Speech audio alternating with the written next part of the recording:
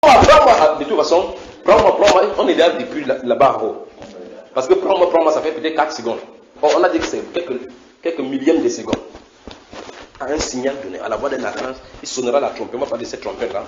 Les mots en Christ seront premièrement. Il a dit de ralentir la chose pour que vous voyez comment ça sort. C'est les procédures tout simplement. Tandis que normalement, vous n'allez pas voir la distinction entre la résurrection et ceux qui sont sur les. Parce qu'il a dit que nous ne dévancerons pas, donc personne n'arrivera avant personne. Personne ne sera qui est le premier. Donc il a dit comment ça se passe. En fait, pourquoi il expliquait cela? Parce que les gens vont poser la question mentale. Si c'est comme ça que la résurrection va se passer, comment ceux qui sont en train de dormir et ceux qui sont vivants, c'est pour ça qu'il voulait expliquer ces mystères. Qu'ils sortent premièrement, c'est terminé. Donc brûler ce corps, si tu es coupé la tête, aller enterrer, avoir ensemble le pied, n'importe quoi, de toute façon il veut revenir. L'enlèvement. Donc c'est l'ultime chose qu'on va attendre maintenant. Aux alentours de l'enlèvement, j'arrive, aux alentours de l'enlèvement, les lampions doivent se braquer sur Israël et sur l'Iran. Les lampions doivent, il dit, les lampions doivent se braquer du côté d'Israël et de l'Iran. C'est ce qui tourne autour de là-bas. Vous savez très bien que d'après la Bible, Israël est censé frapper l'Iran. Vous savez ça, d'après la Bible. Il dit que Israël est censé frapper. Parce que c'est ça qui va déclencher, mes chers frères. Ils vont frapper. C'est ça qui va déclencher maintenant que la Russie prend à la tête. Vous pensez que, vous dites, je vous avais demandé de lire Ézéchiel depuis chapitre 38 jusqu'au chapitre 44. J'avais dit ça. C'est écrit là-bas. C'est écrit dans Zacharie. Donc c'est Israël qui va attaquer.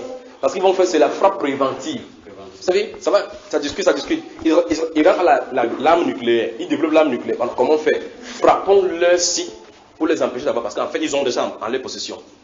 Et le but ultime de l'Iran, c'est détruire Israël, la carte. Quel qu'en soit le cas, vous allez entendre ce langage, c'est rayer Israël. Frère, vous lisez la Bible, c'est écrit noir et blanc que ils vont dire de leur que la pensée va monter de leur cœur qu'il faut qu'ils fassent rayer, faire disparaître un peuple qui est en toute en sécurité. Vous avez lu ça, n'est-ce pas? Ok.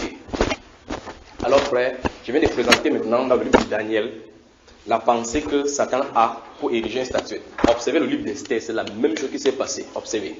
Dans le livre d'Esther, quelqu'un a eu une pensée pour rayer Israël de la carte.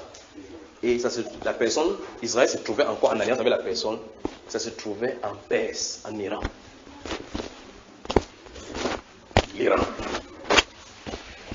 L'Iran. Vous savez que la Perse, c'est l'Iran.